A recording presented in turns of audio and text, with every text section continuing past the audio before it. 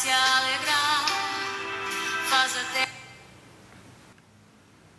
Bom dia para você que está aí, que nos assiste, que está acompanhando aí a nossa caminhada, a nossa jornada ao longo da primeira carta de Paulo aos Coríntios.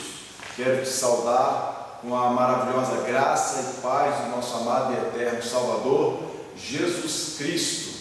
Vamos, antes de mais nada, fazer uma oração, pedindo para que Deus nos ajude nessa manhã, para que Ele fale aos nossos corações, para que Ele possa nos instruir e assim a Sua palavra venha edificar a minha vida, venha edificar a sua vida que está aí neste momento. Vamos orar? Querido Deus, amado Pai, nós louvamos e engrandecemos o Teu nome. Somos gratos a Deus porque o Senhor é bom, eterna é a Sua misericórdia. Somos gratos a Deus porque a Tua palavra diz que o castigo que nos trouxe a paz estava sobre o Teu Filho amado Jesus, e por Suas pisaduras nós somos sarados. Que nesta manhã, ó Deus, o Senhor fale por meio da Sua palavra aos nossos corações, que o Senhor nos instrua, Senhor, segundo a Tua boa, perfeita e agradável vontade, que o Teu Espírito Santo, Senhor Deus, venha ministrar às nossas vidas, ó Deus, as verdades do Teu Evangelho, Pai, para que possamos ser edificados, para que possamos ser transformados, para que possamos ser regenerados, para que possamos alcançar a salvação em Cristo Jesus. No nome do Teu Filho amado, assim oramos. Amém e amém. No último encontro que nós tivemos aqui, nós então começamos a tratar sobre o capítulo 11, e naquele momento eu disse que este capítulo seria dividido em duas partes. Primeira parte que nós fizemos no último encontro, onde tratamos ali do comportamento da mulher no culto e o comportamento da mulher na vida social ali naquela região de Corinto, naquele momento que Paulo escreve a carta, mas também agora neste momento, ou melhor, neste momento, nós vamos tratar a segunda parte do capítulo, que vamos abordar então acerca da ceia do Senhor, exatamente, sobre a ceia do Senhor, este momento solene, este momento sublime, este momento que faz parte da vida cristã, este momento que em algumas igrejas é feito a ceia uma vez ao mês, como na nossa igreja. Existem algumas igrejas que fazem mais de uma vez ao mês, outras igrejas fazem uma vez por semana. Não existe uma regra de quantas vezes deve ser feita a questão da ceia do Senhor. O fato é que Jesus deu a orientação de que implementássemos este mandamento, esta ordenança, e que toda a igreja que se pautasse nele, que fosse baseada então em Cristo Jesus, que reproduzisse e fizesse a ceia do Senhor até que Ele venha. E nós vamos falar um pouco melhor sobre isso. Eu quero convidar então você a abrir a sua Bíblia aí em 1 Coríntios, no capítulo 11, vamos ler a partir do verso 17. Então, 1 Coríntios, capítulo 11, leremos a partir do verso 17 e até o fim do capítulo. Diz assim a palavra do Senhor: nas instruções a seguir, porém, não posso elogiá-los, pois quando vocês se reúnem, fazem mais mal que bem. Primeiro, ouço que há divisões quando vocês se reúnem como igreja, e até certo ponto eu creio. Suponho que seja necessário haver divisões entre vocês, para que se reconheçam os que são aprovados. Quando vocês se reúnem, não estão interessados de fato na ceia do Senhor. Alguns de vocês se apressam em comer a própria refeição. Como resultado, alguns passam fome, enquanto outros ficam embriagados. Será que vocês não têm casa onde comer e beber? Ou querem mesmo envergonhar a igreja de Deus e humilhar os pobres? Que devo dizer? Querem que eu os elogie? Certamente não os elogiarei por isso, pois eu lhes transmiti aquilo que recebi do Senhor. Na noite em que o Senhor Jesus foi traído, Ele tomou o pão, agradeceu a Deus, partiu e disse: este é o meu corpo que é entregue por vós. Façam isto em memória de mim. Da mesma forma, depois da ceia, tomou o cálice e disse: este cálice é a nova aliança, confirmada com meu sangue. Façam isto em memória de mim, sempre que o beberem, porque cada vez que vocês comerem desse pão e bebem desse cálice, anunciam a morte do Senhor até que Ele venha. Assim, quem come do pão ou bebe do cálice do Senhor indignamente é culpado de pecar contra o corpo e o sangue do Senhor. Portanto, examine-se antes de comer do pão e beber do cálice, pois se comem do pão ou bebem do cálice, sem honrar o corpo de Cristo, comem e bebem julgamento contra si mesmos. Por isso, muitos de vocês estão fracos e doentes, e alguns até adormeceram. Se examinássemos a nós mesmos, não seríamos julgados dessa maneira, mas quando somos julgados pelo Senhor, estamos sendo disciplinados para que não sejamos condenados com o mundo. Portanto, meus irmãos, quando se reunirem para comer, esperem uns pelos outros. Se estiverem com fome, comam em casa, a fim de não trazer julgamento sobre si mesmos ao se reunirem. Eu lhes darei instruções a respeito de outros assuntos depois que chegar aí. Então, nós vimos que Paulo vai começar esta parte acerca da ceia do Senhor, fazendo uma repreensão para os membros da igreja de Corinto. Como nós vimos estudando essa carta, eu tenho abordado que a igreja de Corinto era uma igreja extremamente problemática. Se você às vezes que faz parte de alguma igreja, de alguma comunidade, você acha que essa comunidade tem problema, eu posso te garantir que essa igreja de Corinto tinha muito mais problema. Existiam problemas de divisões, existiam problemas de facções, existiam problemas de dissimulações, de mentiras, de imoralidades, de irmãos que levavam outros irmãos à justiça comum. E Paulo então chega num ponto que ele vai abordar a questão da ceia do Senhor, e ele já começa então o texto fazendo uma repreensão, dizendo exatamente acerca das divisões. Nós lemos aqui no versículo 18 assim: primeiro, Paulo falando, primeiro ouço que há divisões quando vocês se reúnem como igreja, e até certo ponto eu creio. Então chegou a informação a Paulo, antes dele obviamente escrever aquela igreja, trazendo as orientações que eles precisavam, de que até mesmo quando se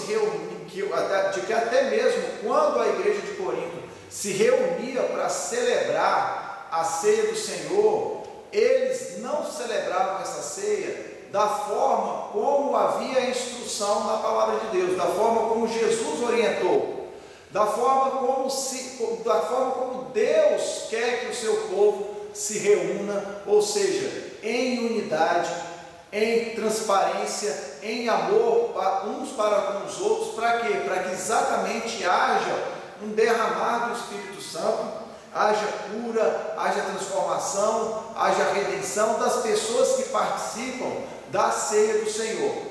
Antes de entrar nas questões que Paulo vai tratar mais propriamente da ceia do Senhor e das exortações que ele traz a respeito da ceia do Senhor, deixa eu trazer primeiramente um panorama, porque no início do texto a gente lê quando diz assim no versículo 20: quando vocês se reúnem, não estão interessados de fato na ceia do Senhor. Alguns de vocês se apressam em comer a própria refeição como resultado, e assim alguns passam fome enquanto outros ficam embriagados. Quando a gente se depara com esse texto e olha essas questões, e olha para como como a ceia do Senhor ela é ministrada nos dias de hoje, a gente meio que fica perdido, porque como é que Paulo está falando assim, que as pessoas elas comem antes das outras e ficam embriagadas, e aí você pode pensar assim: mas espera aí, na ceia que eu participo eu recebo um pedacinho de pão e um cálicezinho de suco de uva, representando o corpo de Cristo ali pelo pãozinho, e o cálicezinho representando o sangue. E como é que pode Paulo falar que as pessoas estavam embriagadas? Esse é o primeiro ponto que a gente tem que abordar. Na verdade, a igreja do primeiro século, ela fazia a ceia do Senhor diferente da igreja do século 21. Na igreja do primeiro século, e isso mais ou menos foi até o segundo século, porque gerou tanto problema que a igreja deixou de fazer, mas a igreja, antes de celebrar a ceia do Senhor, sempre havia uma festa chamada Festa do Ágape, ou Festa do Amor. O que era essa festa? A igreja se reunia, e ali então cada um trazia os mantimentos, Um trazia um pão, outro trazia um vinho, outro trazia frutas, enfim, uma série de alimentos para fazer aquela celebração. E ali então a festa do amor ela acontecia.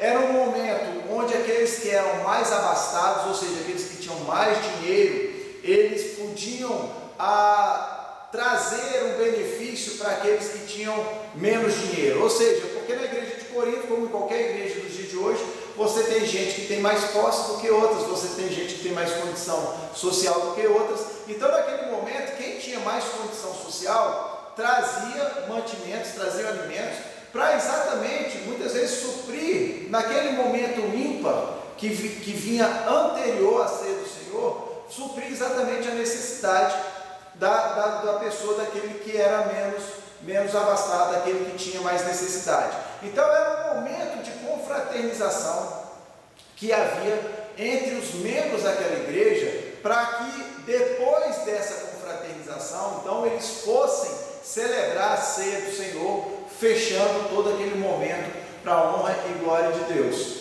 Só que o que começou a acontecer na igreja de Corinto? A igreja de Corinto então começou a se perder nesse processo, de modo que a glutonaria e a bebedice começou a tomar conta desta festa do amor, ao ponto então de Paulo ter que escrever para aqueles irmãos, repreendendo a atitude deles, que estava virando o quê? Escândalo para as pessoas. Então, quando Paulo começa a escrever esta parte da ceia do Senhor, ele chama a referência exatamente da festa do amor, porque o problema da igreja de Corinto em relação à ceia já começava na festa do amor, onde, por exemplo, as pessoas então bebiam demasiadamente, e quando iam para a ceia do Senhor, muitos iam embriagados.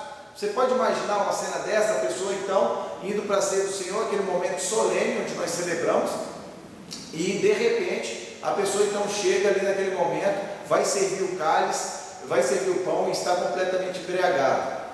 E aí então o que acontece? Paulo vai começar a trazer a exortação nesse sentido, dizendo: olha, vocês já começam muito mal, eu preciso repreender vocês, porque até a festa do amor, que era uma celebração onde era para celebrar a unidade da igreja, vocês já têm deixado a desejar. E aí, obviamente, que se a abertura não é feita de maneira coerente, não vai ser realmente dentro da ceia do Senhor que as coisas iam fluir da maneira natural, da maneira espiritual, como assim é preconizado. Então, Paulo fala sobre isso nesse início, e aí é por isso que muitas vezes você já deve ter passado por esse texto e ficou sem entender. Então, assim, agora você já sabe, na verdade, a ceia do Senhor, na época que Paulo escreve a carta à igreja de Corinto, ela tinha uma festa, então, que antecedia esta ceia, que era chamada, então, a festa do amor, ou a festa do ágape, onde, então, os irmãos ali se reuniam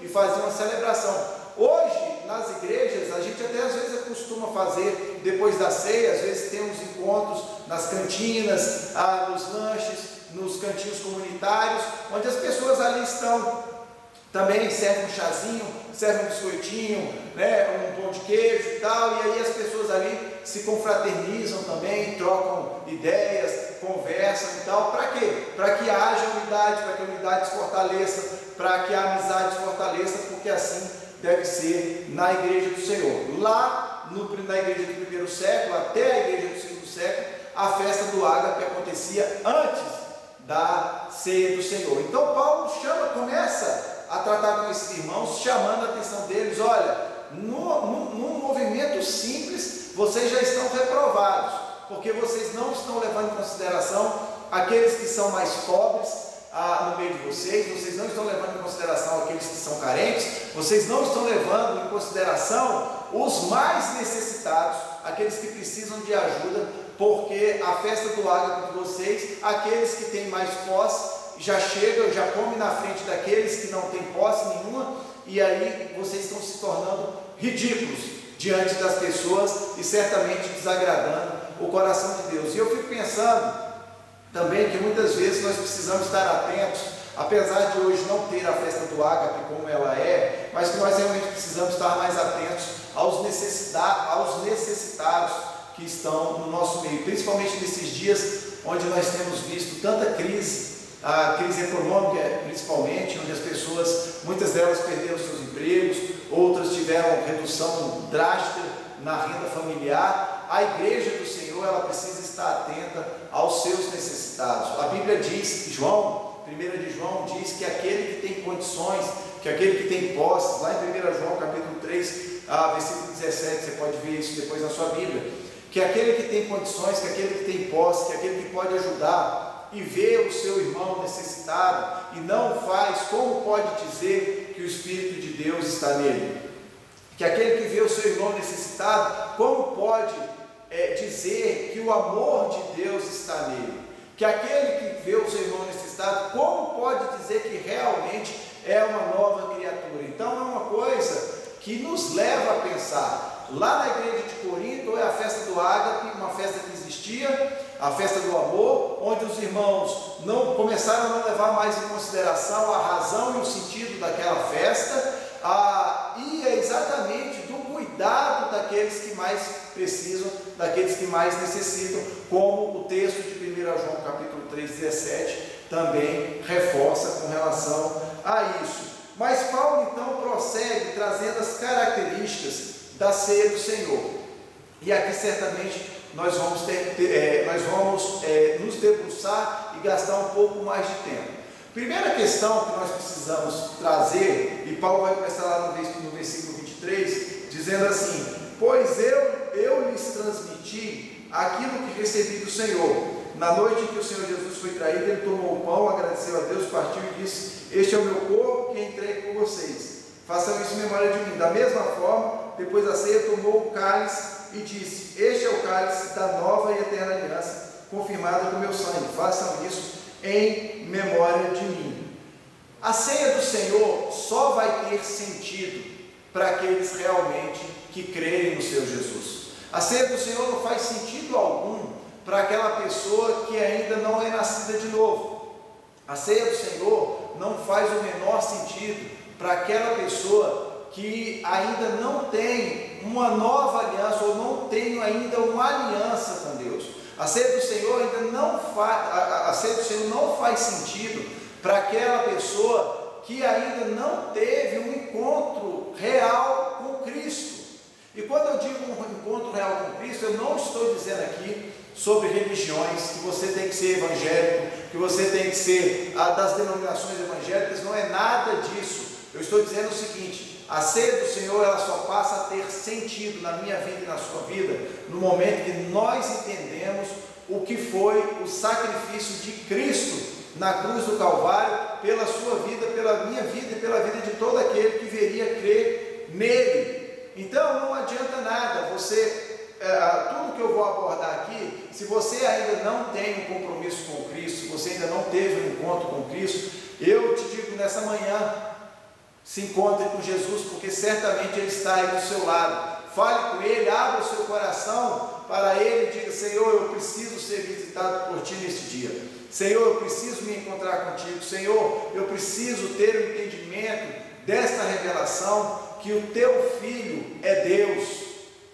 E quando a gente tem realmente essa convicção, quando Deus começa a trabalhar no meu coração e no seu coração, daquilo que realmente Ele é, ou de quem realmente Ele é, daquilo realmente que Ele fez na cruz, quando eu e você temos essa compreensão da nossa natureza, de como nós realmente somos, e aí nós nos deparamos diante desta memória, deste momento sublime, deste momento ímpar que temos, de nos colocarmos diante da presença do Senhor, confessando os nossos pecados e nos apresentando diante dele, e nos examinando, como nós vamos ver, você entende perfeitamente então tudo aquilo que Paulo está destacando neste texto. Então, o primeiro ponto é: se você ainda não fez um compromisso com Jesus, se você ainda não nasceu de novo, não teve um encontro com Ele, que esta manhã em que nós estamos conversando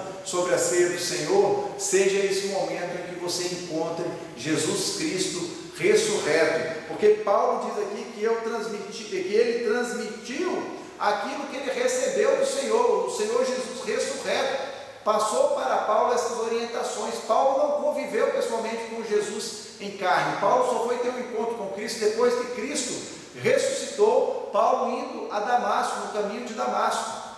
Então Paulo recebe uma mensagem do Jesus ressurreto, e aí Paulo então traz essa ordenança, como eu falei no início. Nós temos as duas grandes ordenanças dentro da igreja. Um é o batismo, que nós fazemos logo depois da nossa profissão de fé, que nós fazemos quando nós entendemos que Jesus Cristo é o nosso Senhor, e ali então, por meio do batismo, nós expressamos a nossa fé para o mundo, reconhecendo que nós estamos morrendo para o mundo e nascendo para Deus. E a ceia do Senhor, que é essa ordenança que nós estamos tratando então aqui nesta noite. E ali então Paulo começa a trazer a exposição, mostrando exatamente o que aconteceu quando ele relembra da morte de Jesus. Paulo nos traz dizendo o seguinte: olha, a ceia do Senhor é um momento, irmãos, de vocês relembrarem que Jesus Cristo morreu pela vida de vocês. E é por isso que Isaías escreve lá que o castigo que nos trouxe a paz estava sobre ele. Sobre quem? Sobre Jesus Cristo. E pelas suas pisaduras ou suas feridas nós fomos sarados. A ceia do Senhor era um momento oportuno, um momento ímpar, para nós podermos relembrar do sacrifício de Cristo, de nós podermos relembrar que aquela cruz que deveria ser minha ou sua, em pagamento das nossas falhas, em pagamento dos nossos erros, em pagamento das nossas imperfeições, Jesus levou sobre si os nossos pecados, as nossas mazelas e as nossas culpas. Aquela cruz que estava preparada para mim foi substituído por Cristo. Cristo foi crucificado por causa da minha vida e da sua vida. Então o sacrifício, Cristo como sacrifício vicário, Cristo como sacrifício que substituiu o sacrifício que seríamos nós, passou a ser o Filho de Deus. E para que disso? Para que eu e você pudéssemos ter vida e vida em abundância. Então Paulo começa informando que a ceia do Senhor, ela traz à nossa memória essa garantia de que Jesus tomou sobre si todas as nossas enfermidades, de que Jesus tomou sobre si todo o nosso pecado, tudo aquilo que nos condenava foi crucificado com Cristo, e pelo sangue dele derramado nós somos justificados.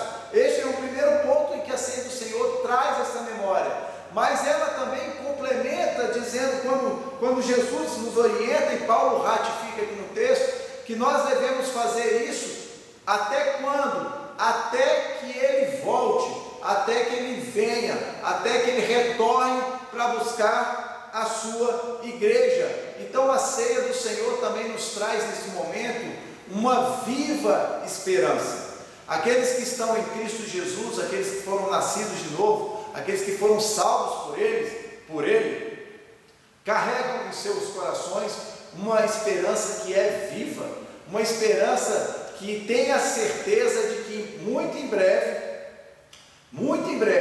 Jesus voltará para buscar a sua igreja.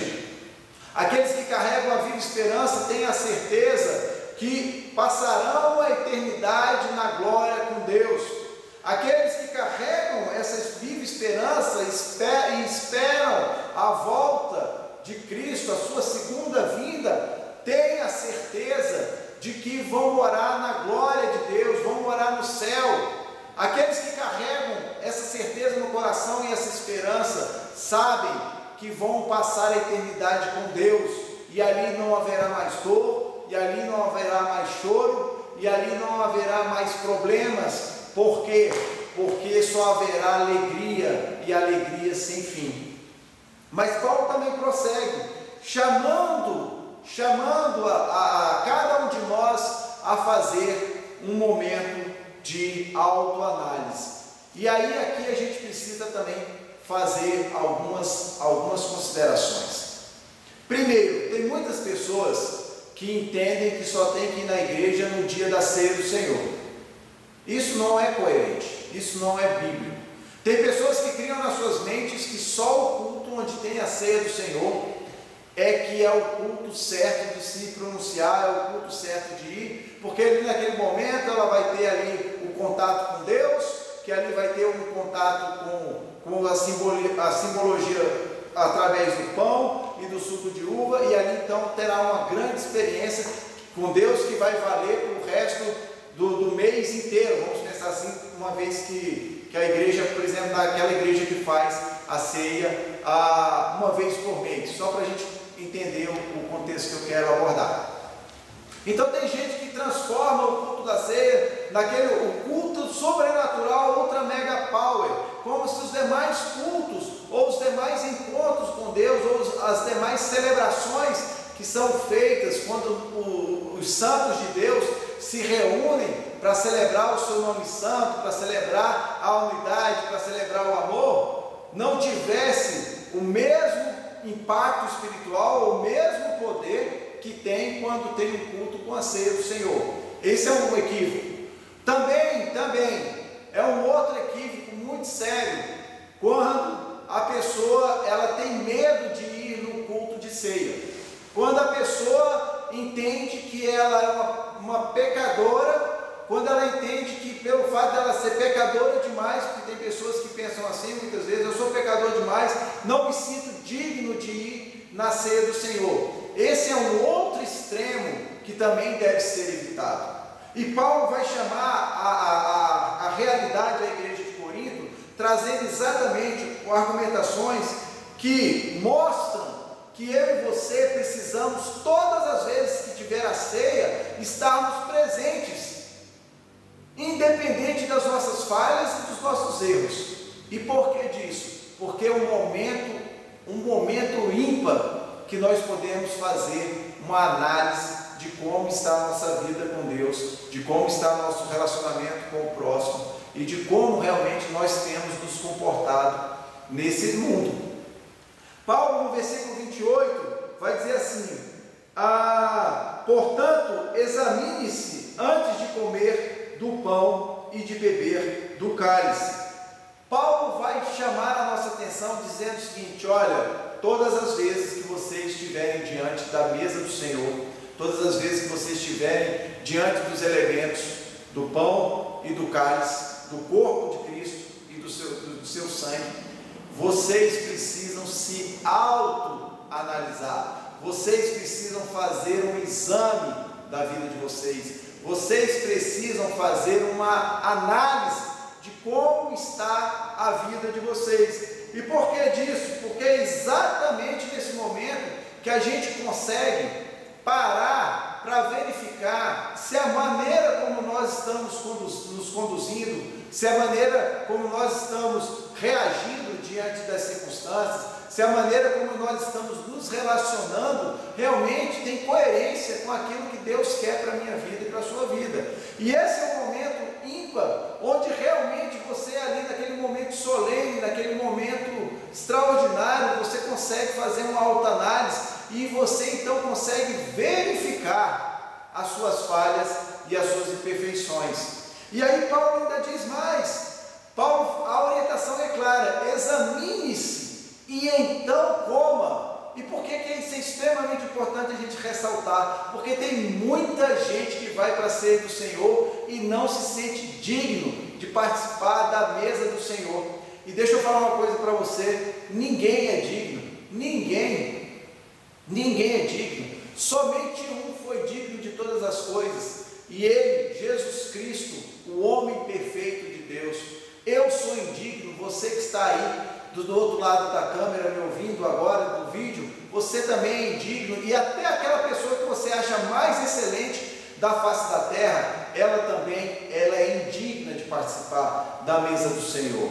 Mas Paulo fala que nós precisamos examinar a nós mesmos e termos essa certeza de que realmente por nossas forças, por nossos talentos, por nossas habilidades, nós seríamos sempre indignos de participar da mesa do Senhor. Mas por conta do sacrifício de Cristo na cruz, nós podemos adentrar diante da presença de Deus. É por causa daquele sangue derramado, é por causa daquele sacrifício vivo que Cristo realizou, por causa da purificação do seu sangue, que vem sobre a minha vida, que vai sobre a vida de todo aquele que crê que Jesus Cristo é o Senhor, é que nós podemos participar da ceia do Senhor, relembrando e entendendo que Jesus está vivo e que Ele nos salvou. Quando Paulo diz assim, examine-se o homem a si mesmo, então coma, então depois de eu fazer uma alta análise, de reconhecer a minha pequenez, de reconhecer as minhas imperfeições, de reconhecer as minhas falhas, de reconhecer os meus erros, de reconhecer as minhas condutas equivocadas, eu chego a Deus e clamo a Deus o perdão dele. É isso que nós fazemos na ceia, ou então é isso que nós deveríamos fazer. Nós quando adentramos na ceia do Senhor, nós precisamos, Senhor, nos perdoa, Senhor, porque nós somos falhos e nós somos pecadores, e só o Senhor é Deus. Então, eu e você, da próxima vez que formos para a ceia do Senhor, provavelmente próximo mês, nós precisamos ir para a ceia do Senhor com esse pensamento de examinar os nossos corações e então, a partir dessa análise, participarmos da ceia do Senhor e não fugirmos da ceia do Senhor. Muitas pessoas, ao virem na igreja, ou nesse momento que nós não podemos estar nos reunindo presencialmente, mas que estamos realizando a nossa ceia em casa, se sentem indignas de participar da ceia do Senhor por alguma falta cometida, por alguma falha cometida, e é exatamente o contrário. É exatamente nesse momento que você precisa reconhecer os seus erros e então participar da celebração da ceia, como Paulo diz, porque quando ele fala assim, que aquele que come e bebe de modo indigno, ele não está falando das pessoas que se apresentam diante de Deus reconhecendo a sua pequenez. Pelo contrário, ele está falando que eu e você não temos condições nenhuma de nos apresentarmos, de celebrarmos essa ceia, de estarmos nesta comunhão, de estarmos diante da face de Deus por nossas habilidades. Seria impossível. E aí, isso é extremamente importante a gente destacar, porque senão, eu e você, se a gente pensa que é nessa hora que a gente tem que avaliar então as nossas virtudes, que é exatamente o contrário, aquele que vai para a ceia do Senhor achando que tem algum bem dentro do coração dele, ou alguma bondade que o leva a ser bom demais para estar ali na ceia do Senhor, ou que ele tem virtudes excelentes, melhor que muita gente, e aí chega ao ponto de falar, eu posso participar da ceia do Senhor, mas esse fulano, esse Beltrano que está aqui do meu lado, não sei, olha aqui, não quis participar da ceia do Senhor, deve ser um pecador, deve estar cheio de pecado na sua vida.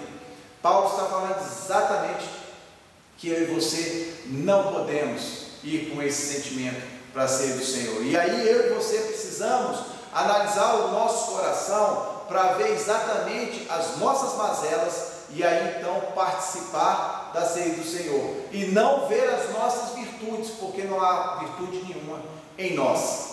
Se tem uma pessoa que tem total certeza que eu e você não somos excelentes do jeito que a gente pensa que é Deus. Então Deus em nenhum momento Ele espera que você se apresente diante da ceia do Senhor trazendo as suas virtudes. Se você vai diante da ceia do Senhor e você participa desse ato de celebração, achando que você tem qualidades suficientes em si próprio para participar, eu estou lhe dizendo que você está tomando a ceia do Senhor de maneira indigna.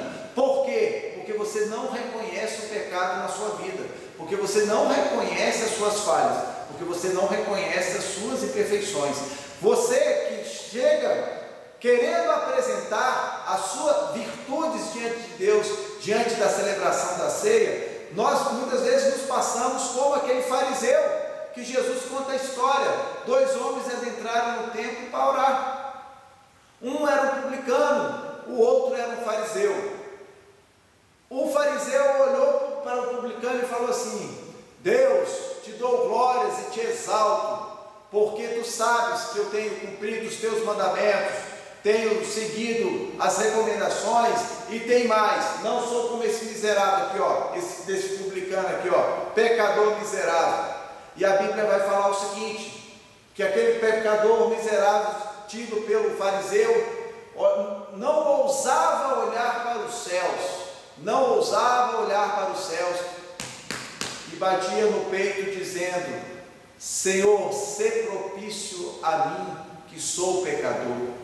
E ali a Bíblia, então, Jesus falando aos apóstolos, vira e pergunta: qual dos dois vocês acham que saiu justificado? E Jesus continua dizendo: certamente foi aquele que se humilhou diante da presença de Deus. A ceia do Senhor é este momento onde nós reconhecemos que nós sem Deus não somos absolutamente nada.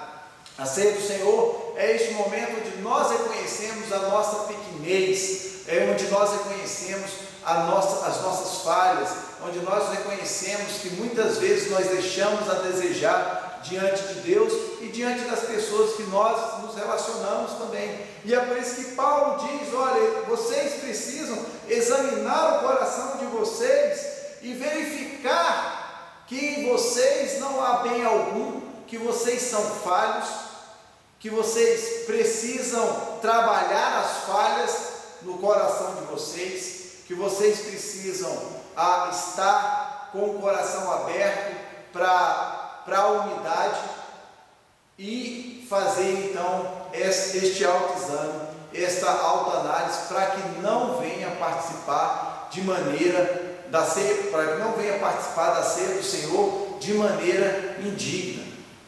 Então eu quero nessa manhã que você lembre muito bem disso, que na próxima ceia do Senhor, eu não sei como é que está a sua vida, eu não sei o que você tem feito, eu não sei o que você tem falado, eu não sei com quem você tem se relacionado, mas você que já teve um encontro com Jesus, porque como eu falei no início, esta ceia, esta memória, este ato, só tem sentido para aqueles que já tiveram um encontro com Cristo, para quando você for diante da ceia do Senhor, que você possa ir para se autoexaminar, para fazer uma análise da sua vida, para você se colocar diante da presença do Senhor com o coração quebrantado, com o coração que está aberto para que Deus possa ministrar. E Paulo então, ele prossegue dizendo que aqueles então que vão diante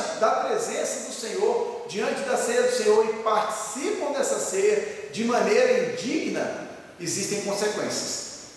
E aí então, Paulo aborda aqui no versículo 29, pois se comem do pão ou bebem do cálice sem honrar o corpo de Cristo, comem e bebem julgamento contra si mesmos. Por isso, muitos de vocês estão fracos e doentes, e alguns até já adormeceram. O que Paulo está chamando a nossa atenção aqui é exatamente para que eu e você possamos fazer uma análise das nossas vidas, e cada um de nós, como igreja do Senhor, fazendo uma análise da nossa vida, para que nós possamos participar da ceia do Senhor, para que ao invés de recebermos a restauração, venhamos receber julgamento. O que Paulo está dizendo é o seguinte, que todos aqueles que participam da ceia do Senhor de maneira indigna, eles vão receber julgamento. E eu acho interessante, porque não fica muito clara essa questão do julgamento de Deus, no sentido de quando Paulo fala assim, por isso há no meio de vocês muitos fracos e doentes, e alguns até que adormeceram, ou seja, Paulo está falando até mesmo daqueles que já morreram. Então assim, o texto não deixa muito claro se realmente, por exemplo, as pessoas morreram porque tomaram a ceia do Senhor de maneira indigna e houve um julgamento de Deus sobre a vida delas.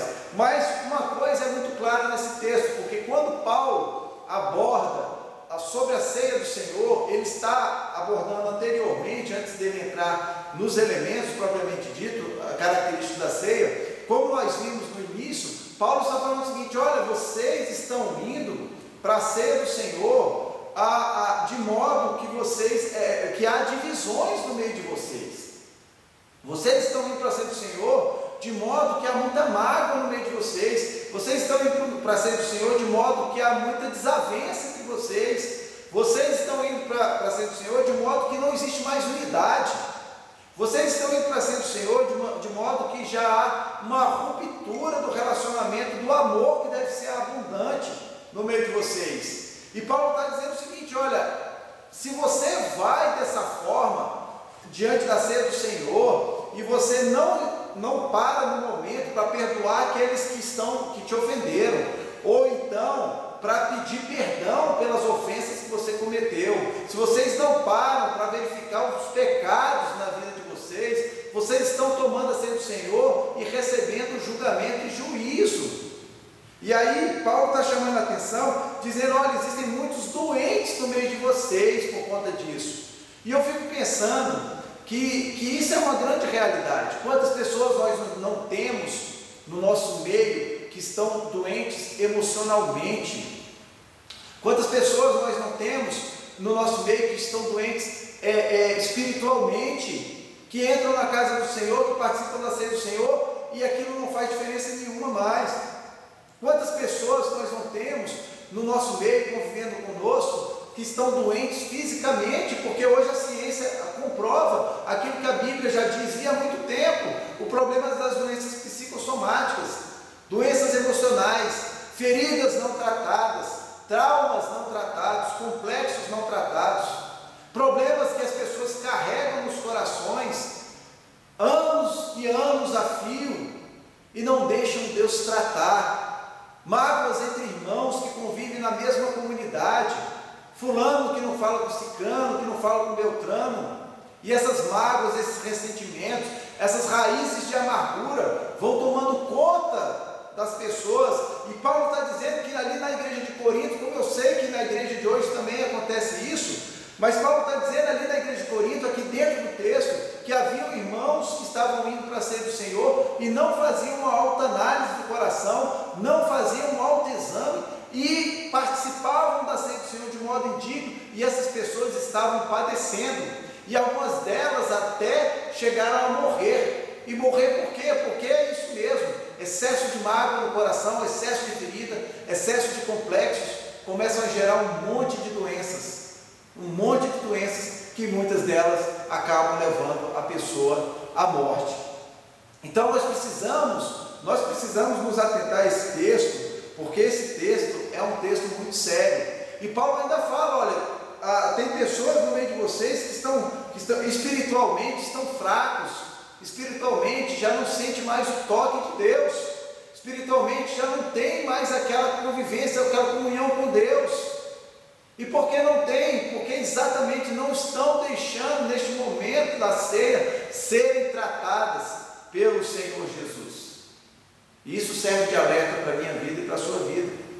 Às vezes nós estamos mais frios, às vezes as coisas de Deus já não fazem tanto sentido, às vezes aquele fervor que você tinha há alguns anos já não é mais aquele mesmo fervor. E aí Paulo está dizendo: olha, a ceia do Senhor é uma grande oportunidade para que haja tratamento no meio de vocês.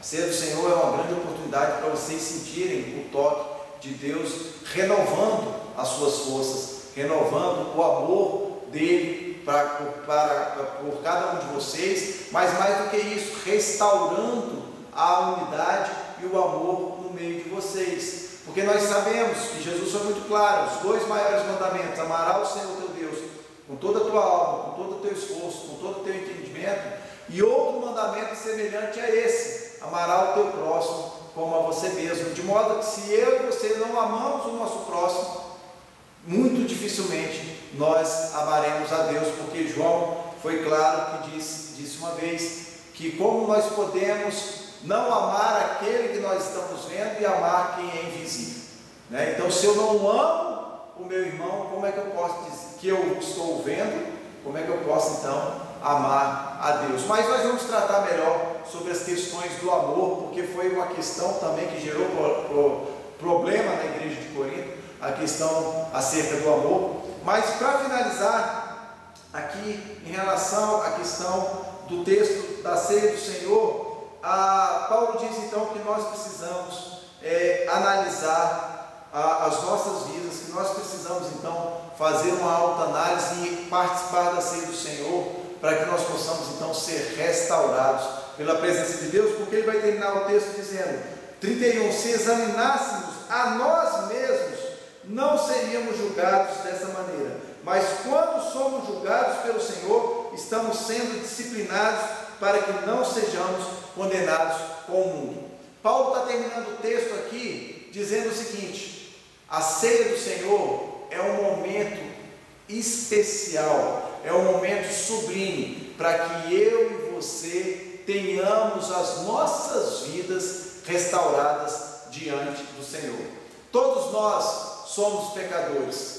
João vai dizer que aquele que diz que não tem pecado, ele se faz mentiroso e o Espírito de Deus não está nele. Mas a Bíblia também diz, pelo próprio apóstolo João, que nós temos um advogado e ele é fiel e justo para nos purificar de todo o pecado.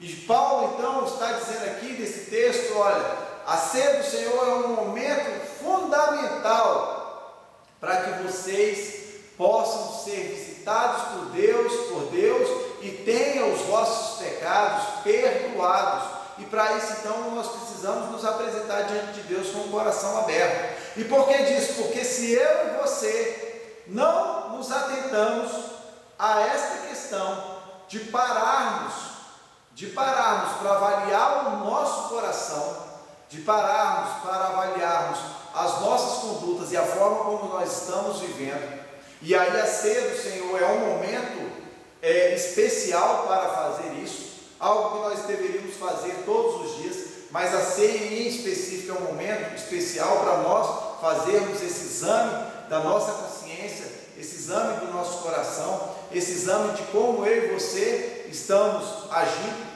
diante de Deus e das pessoas que nós nos relacionamos. Paulo está dizendo o seguinte: olha, se vocês não param nem nesse momento da ceia para fazer essa análise, eu digo a vocês serão julgados com o mundo. Então Paulo está dizendo que a ceia do Senhor serve para que haja uma análise no meu coração e no seu coração, para que nós cheguemos ao arrependimento diante de Deus e assim nós sejamos perdoados por Ele. E para quê? Para que nós não sejamos condenados. Então a ceia é um momento também para que eu e você possamos nos autoavaliar e sermos absolvidos diante do justo juiz, de sermos perdoadas as nossas ofensas, perdoadas as nossas faltas, perdoados os nossos erros diante do justo juiz.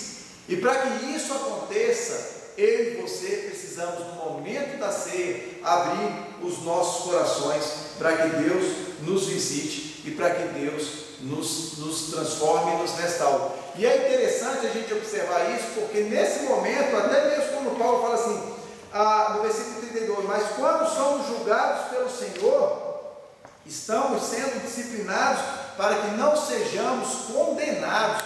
A disciplina de Deus, até mesmo no momento da ceia, quando Deus nos disciplina, quebrantando os nossos corações, mostrando quem nós somos, trabalhando as nossas feridas, porque muitas vezes mexer em algumas feridas dói, e dói pra caramba, mas porque Deus está tratando aquilo, Deus está fazendo esta disciplina para o nosso bem, para que eu e você não nos perdamos, para que eu e você possamos estar cada vez mais próximo dele e não distante, porque certamente, se você deixar os pecados que batem a nossa porta todos os dias, bate a porta do nosso coração, adentrar em nossas vidas, e ali então nós começarmos a desenvolver uma conduta que é completamente reprovada diante de Deus, a chance da nossa consciência começar a se cauterizar é muito grande.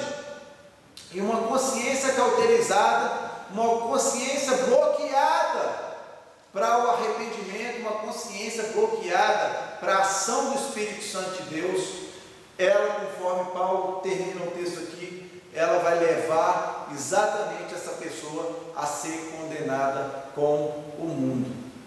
Que Deus possa ter falado ao seu coração nessa manhã, que você tenha essa certeza de que quando você for para a ceia do Senhor, examine-se a si mesmo, examine como está a sua vida, se coloque diante de Deus, não fuja da presença de Deus, lembre daquilo que Deus fez pela sua vida, pela minha vida. Lembre-se de que Jesus, que era santo, se ofereceu em sacrifício no seu lugar e morreu naquela cruz. Lembre-se que Ele te trouxe uma salvação que ninguém poderia trazer. Lembre-se que a única forma de eu e você sermos reconciliados com Deus é por meio do sacrifício do Filho dele, Jesus Cristo. Lembre-se que Jesus está vivo e hoje nós esperamos então a sua volta. Lembre-se que nós viveremos a eternidade com Deus. Lembre-se que no céu, para onde todos aqueles que foram lavados e remidos no sangue do Cordeiro estão indo, não haverá mais dor, não haverá mais sofrimento. Que esta palavra dessa manhã possa alegrar o seu coração, que quando você participar da próxima ceia do Senhor, você lembre de examinar a sua vida e se quebrantar diante de Deus. E para você ainda que não entendeu acerca das coisas de Deus, que tem acompanhado os nossos vídeos e às vezes você fica pensativo, eu te convido nessa manhã, se coloque diante de Deus, fale com Ele, abra o seu coração, peça para que Ele traga o entendimento de todas essas coisas que nós estamos abordando aqui nessa manhã. E peça também, mais ainda, peça para que Deus entre no seu coração e faça morada na sua vida. Que Deus abençoe a sua vida, e eu queria orar por cada um de vocês que estão nos assistindo nessa hora, para que Deus possa guardar as suas vidas e para que Deus faça a sua obra na vida de cada um de vocês. Vamos orar? Querido Deus, amado Pai, louvamos e engrandecemos o Teu nome, te exaltamos, ó Deus, porque o Senhor é bom e eterna é a sua misericórdia. Te adoramos, ó Deus, e te agradecemos, ó Pai, porque Paulo nos traz a instrução da Tua ceia, Senhor, esta ceia que celebramos, pelo menos aqui na nossa igreja, uma vez por mês, este momento ímpar, este momento solene, este momento maravilhoso, Senhor Deus, fundamental, Senhor Deus, onde relembramos da morte e do sacrifício de Cristo, mas que também, Senhor Deus, olhamos para a frente na expectativa de que um dia o Senhor virá buscar a sua igreja. Esta é uma viva esperança, esta é a esperança, Senhor Deus, que temos em nossos corações. Ó Deus, em nome de Jesus, que nessa manhã, ó Pai, nós possamos sair deste vídeo, Senhor Deus, desta aula, Pai, com o entendimento da ceia do Senhor, para que na próxima ceia, Senhor Deus, venhamos a participar, Senhor Deus, com corações abertos, com corações quebrantados, fazendo, Senhor Deus, uma análise das nossas vidas, ó Deus, para que então venhamos a participar, Senhor Deus, deste momento sublime, deste momento solene, com os nossos corações regozijados e cheios de alegria. Que o Senhor também, ó Pai, nessa manhã, visite aqueles que porventura estejam enfermos, levando a Tua cura, levando, Senhor Deus, o Teu bálsamo, Senhor Deus. Dê o suporte, Senhor Deus, àquelas pessoas, ó Pai, que estão sofrendo, aquelas pessoas, ó Deus, que estão agora no ambiente hospitalar. Que o Teu Espírito Santo, ó Deus, visite cada uma delas, ó Deus, trazendo restauração, Pai. Nós clamamos nessa hora para que o Teu sangue, o sangue derramado na cruz, o sangue do Teu Filho Jesus, porque há poder nesse sangue, Senhor Deus, ele visite, Pai, cada uma das pessoas, ó Deus, que estão enfermas, ó Deus, seja enfermidades físicas, seja enfermidades emocionais, seja as enfermidades espirituais, ó Deus, que o Teu Espírito Santo visite, trazendo restauração e trazendo a cura. No nome de Jesus nós oramos. Amém e amém. Que Deus abençoe a todos.